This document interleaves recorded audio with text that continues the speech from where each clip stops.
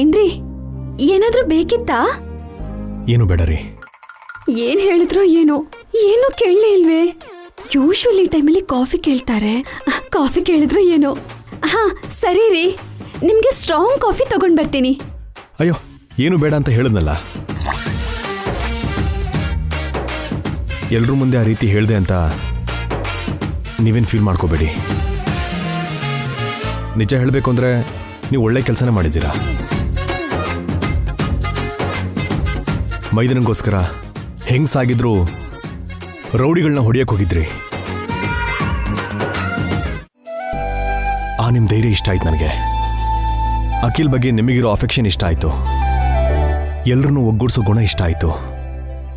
ಇವರು all in one ಅಂತ prove ಮಾಡಿದ್ದು ನನಗೆ ತುಂಬ ಇಷ್ಟ ಆಯಿತು. ತುಂಬಾ ಹೊತ್ತಿಂದ ಮಾತಾಡ್ತಿದ್ದಾರೆ. ಯಾವುದೋ ಬೈಗಳ ಡಿಕ್ಷನರಿ ಓದ್ಕೊಂಡು ಬಂದಿರಬೇಕು. ಆದ್ರೆ ಏನೇನು ಬೈತಿದ್ದಾರೆ ಅಂತ ಗೊತ್ತಾಗ್ತಿಲ್ವೇ? ಥ್ಯಾಂಕ್ ಯು ಸೋ ಮಚ್ ಕಣ್ರಿ. ನಿಮ್ಮನ್ನು ನೋಡ್ತಾ ಇದ್ರೆ ನನಗೆ ಹೆಮ್ಮೆ ಆಗುತ್ತೆ. ಎವ್ರಿಡೇ ಏನಾದರೂ ಒಂದು ಹೊಸ ಕೆಲಸ ಮಾಡಿ ನನ್ನ ಸರ್ಪ್ರೈಸ್ ಮಾಡ್ತಾನೆ ಇದ್ದೀರ ಹೊಸವರೇ. ನನ್ನ ಎಕ್ಸ್ಪೆಕ್ಟೇಷನ್ಸ್ಗೆ ನೀವು ರೀಚ್ ಆಗ್ತಿಲ್ಲ. I am so proud of you. Thank you. ಇದು ಇನ್ನೊಂದು ಡಿಕ್ಷನರಿಲಿ ಕಲ್ತಿರೋ ಬೈಗುಳ ಇರಬೇಕು.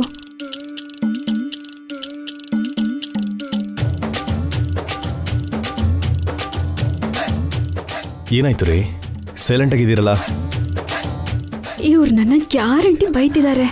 ಆದ್ರೆ ಈ ಲಿಪ್ ರೀಡಿಂಗ್ ನೋಡ್ತಿದ್ರೆ ಬೈಯೋ ತರ ಕಾಣ್ತಿಲ್ವೇ? ಒಟ್ನಲ್ಲಿ ಏನೋ ಮಿಸ್ ಹೊಡಿತಿದೆ. ಬೈತಿರೋದು ಅವ್ರು ತಾನೆ. ಅದು ಅಲ್ಲದೆ ಇಲ್ಲಿ ಬೇರೆ ಯಾರು ಇಲ್ವಲ್ಲ. ಬೈದ್ರೆ ಕಳ್ಕೊಳ್ಳೋದೇನಿದೆ?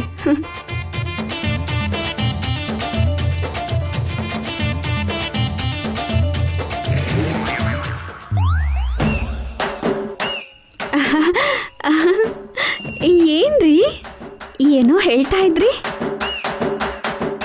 ನಾನು ಇಷ್ಟೊತ್ತರೆಗೂ ಹೇಳಿದ್ದು ನೀವು ಯಾವುದು ಕೇಳಿಸ್ಕೊಂಡಿಲ್ವಾ? ಅಂದ್ರೆ ಹೇಗಿದ್ರು ನೀವು ನನ್ನ ಬೈದೇ ಇರ್ತೀರ ಬಿಡಿ. ಏನ್ ಬೈದ್ರಿ ಅಂತ ಹೇಳಿ.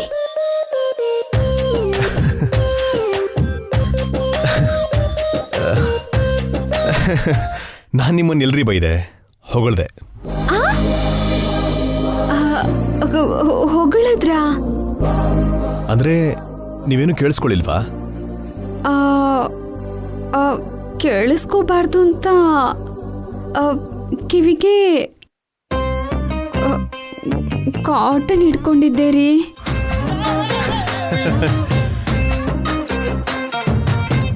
ಯಾಕೆ?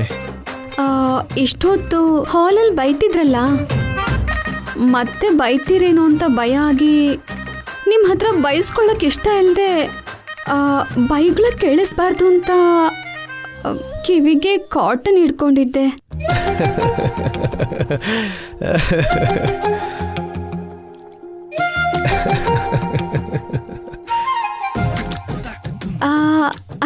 ಅಂದ್ರೆ ಇಲ್ಲಿವರೆಗೂ ನೀವು ನನ್ನ ಬೈತಾ ಇರ್ಲಿಲ್ವಾ?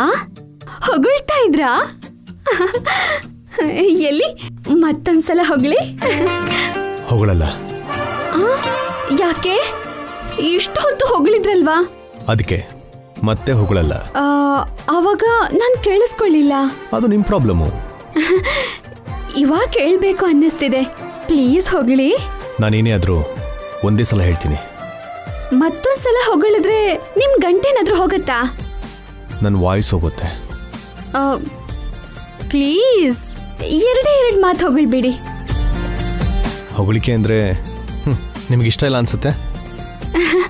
ಪ್ರಶಂಸೆ ಸಿಕ್ಕರೆ ಯಾರು ಬೇಡ ಅಂತಾರೆ ಹೇಳಿ? ಓಹೋ, ನಿಮ್ಗೇನಾದ್ರು ಸ್ವಲ್ಪ ಬುದ್ಧಿ ಇದೆಯಾ? ನೀವೆಲ್ಲ ಹೆಂಗ್ಸ್ರ ಇಲ್ಲ ರೌಡಿಗಳ? ಫ್ಯಾಮಿಲಿ ವುಮೆನ್ಸ್ ತರ ಇರೋದು ಬಿಟ್ಟು ಬೀದಿಲಿ ನಿಂತ್ಕೊಂಡು ಫೈಟಿಂಗ್ ಮಾಡಕ್ ಹೋಗ್ತೀರಾ? ಹೊರಗಡೆ ಹೋಗಿ ಧರಣಿ ಮಾಡ್ಬೇಕು ಅಂತ ಅನ್ಕೊಂಡಿದ್ದೀರಾ? ಪೊಲೀಸ್ ಸ್ಟೇಷನ್ಗೆ ಹೋಗಿ ಕೇಸ್ ಹಾಕಿಸ್ಕೋಬೇಕು ಅಂತ ಅನ್ಕೊಂಡಿದ್ದೀರಾ? ಪೊಲೀಸ್ ಸ್ಟೇಷನ್ಗೂ ಕೋರ್ಟ್ಗೂ ಸುತ್ತಿ ಜೈಲ್ ಶಿಕ್ಷೆ ಅನುಭವಿಸ್ಬೇಕು ಅಂತ ಅನ್ಕೊಂಡಿದ್ದೀರಾ?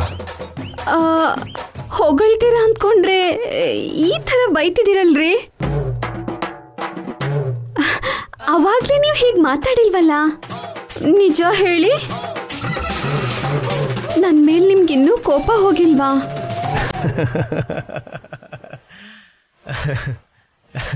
I am sorry.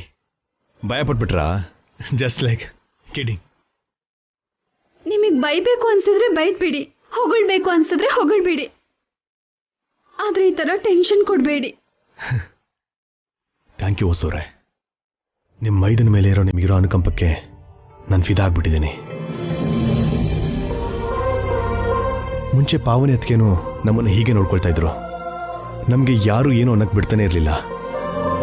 ನಮ್ಮ ಡ್ಯಾಡಿ ಅಮ್ಮನ ಕೈಯಲ್ಲಿ ಕೂಡ ಏನು ಅನ್ನಿಸ್ತಿರ್ಲಿಲ್ಲ.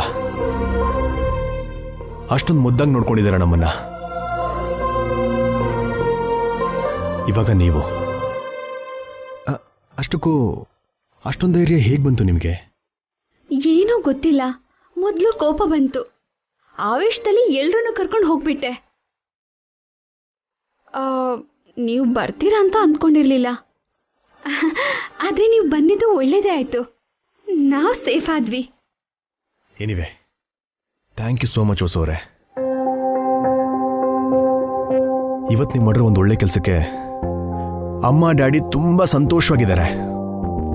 ಈ ಫ್ಯಾಮಿಲಿ ಯಾವಾಗಲೂ ಒಂದಾಗೆ ಬಾಳುತ್ತೆ ಅನ್ನೋ ನಂಬಿಕೆ ಅವ್ರ ಕಣ್ಣಲ್ಲಿ ಕಾಣ್ತಾ ಇತ್ತು.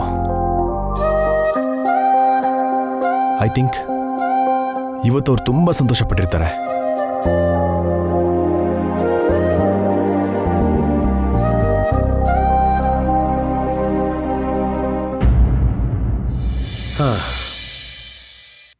ತುಂಬಾ ಸಂತೋಷ ಆಗ್ತಿದೆ ಜಯಂತಿ. ಮನ್ಸಿಗೆ ಎಷ್ಟೋ ಹಾಯ್ ಅನಿಸ್ತಿದೆ. ಯಾಕ್ರಿ? ಎಷ್ಟೋ ಕೂಡು ಕುಟುಂಬಗಳಲ್ಲಿ ಎಲ್ಲರೂ ಒಟ್ಟಿಗೆ ಬಾಳ್ತಿದ್ರು ಚಿಕ್ಕ ಪುಟ್ಟ ಸಮಸ್ಯೆ ಬರ್ತಾನೆ ಇರುತ್ತೆ. ಒಬ್ರಲ್ಲ ಒಬ್ರು ಹ್ಯಾಪ್ ಮೋರೆ ಸಪ್ ಮೋರೆ ಹಾಕೊಂಡಿರ್ತಾರೆ. ಆದ್ರೆ ನಮ್ಮ ಕುಟುಂಬದಲ್ಲಿ ಹಾಗಾಗ್ತಿಲ್ಲ ಜಯಂತಿ. ಎಲ್ರೂ ಒಗ್ಗಟ್ಟಾಗಿ ಬಾಳ್ತಿದ್ದಾರೆ. ಒಬ್ರಿಗೋಸ್ಕರ ಮಿಕ್ಕವರೆಲ್ಲ ಸ್ಪಂದಿಸ್ತಾ ಇದ್ದಾರೆ. ಹೌದು ರೀ. ಇಷ್ಟೊತ್ತು ವಸು ಪಾವನಿ ಆಡಿರೋ ಮಾತುಗಳನ್ನ ಕೇಳಿ ತುಂಬಾನೇ ಸಂತೋಷ ಆಯ್ತು. ಅಖಿಲಕ್ಕೆ ತೊಂದರೆ ಆದಾಗ ಅಪ್ಪ ಅಮ್ಮ ಆಗಿ ನಾವು, ಅಣ್ಣಂದ್ರಾಗಿ ಅಭಿ ಭಾಸ್ಕರ್, ಸೋದರತೆ ಆಗಿ ಸುಮಂಗಲಿ ಅತ್ಗೆ, ಹೆಂಡತಿಯಾಗಿ ಹಾರಿಕಾ ವ್ಯತೆ ಪಡೋದ್ರಲ್ಲಿ ಅರ್ಥ ಇದೆ. ಆದ್ರೆ ವಸು ಪಾವನಿ ಇಬ್ರು ಮೈದುನನ್ಗೋಸ್ಕರ ವ್ಯತೆ ಪಡ್ತಾ ಇದ್ದಾರೆ. ಹೆಣ್ಮಕ್ಳಾದ್ರೂ ಕೂಡ ಅವರು ಮೈದುನನ್ಗೆ ಅವಮಾನ ಆಗಿದೆ ಅಂತ ಆವೇಶ ಪಟ್ಟಿದ್ದಾರೆ. ಏನಾಗ್ಬೋದು ಅಂತ ಯೋಚನೆ ಕೂಡ ಮಾಡ್ದೆ ಆ ರೌಡಿಗಳ ಜೊತೆ ಜಗಳ ಮಾಡೋಕ್ ಹೋಗಿದ್ದಾರೆ. ಮೈದುನ ಅಂದ್ರೆ ಅವ್ರಿಗೆ ಎಷ್ಟೊಂದು ಪ್ರೀತಿ ಅಲ್ವಾ? ರಾಮಾಯಣದಲ್ಲಿ ರಾಮ ಸೀತಾ ವನವಾಸಕ್ಕೆ ಹೋಗ್ತಿದ್ದಾಗ ಲಕ್ಷ್ಮಣ ಅವ್ರ ಜೊತೆ ಹೊರಟ್ಬಿಟ್ಟ.